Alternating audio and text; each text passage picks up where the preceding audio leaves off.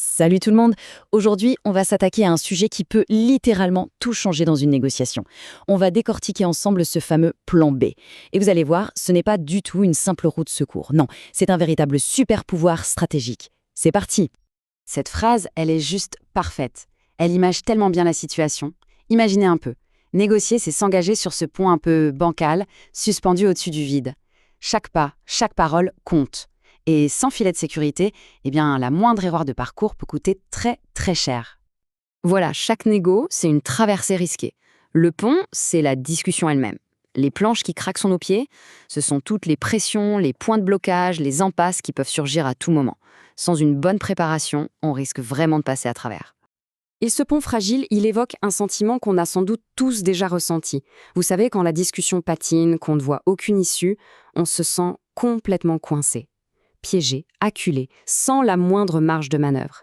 C'est une sensation vraiment désagréable. Mais ce sentiment d'être coincé, ce n'est que la partie émergée de l'iceberg.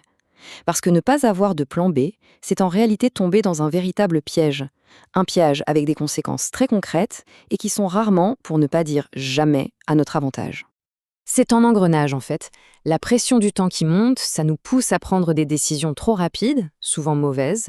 Le stress s'installe, on perd notre calme, notre lucidité.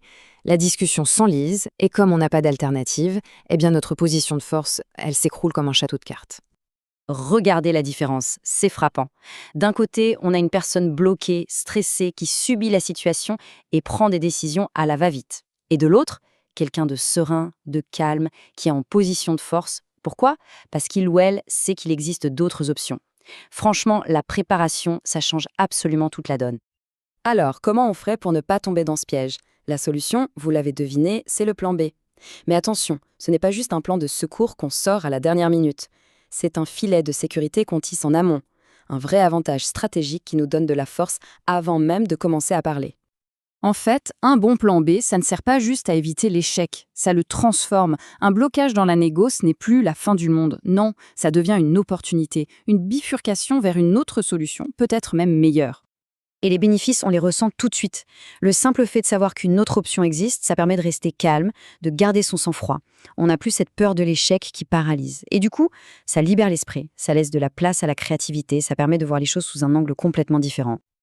Ok, donc on est plus calme, plus créatif, c'est super. Mais la vraie question, c'est, au-delà de ce confort psychologique, comment est-ce que ce plan B, concrètement, change le rapport de force dans la discussion ? La réponse, elle est toute simple. Le simple fait d'avoir une alternative crédible, ça renverse complètement l'équilibre. Le pouvoir n'est plus seulement dans les mains de l'autre. Non, il est aussi de notre côté, parce qu'on a la capacité, la liberté de choisir une autre voie. Et c'est là le point absolument crucial. La véritable force, ce n'est pas de s'entêter, c'est d'avoir la liberté de dire non, merci.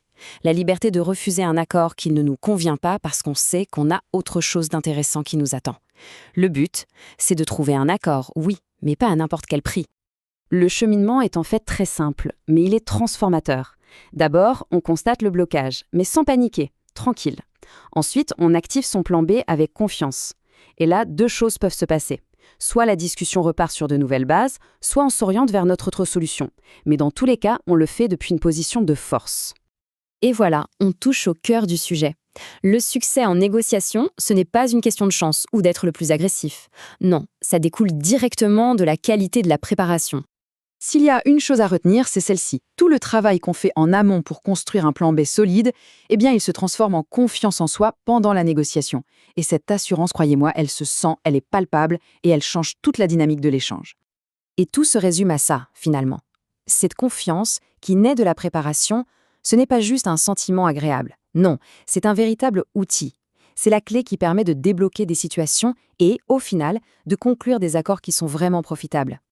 Alors, on termine avec cette question qui est vraiment essentielle.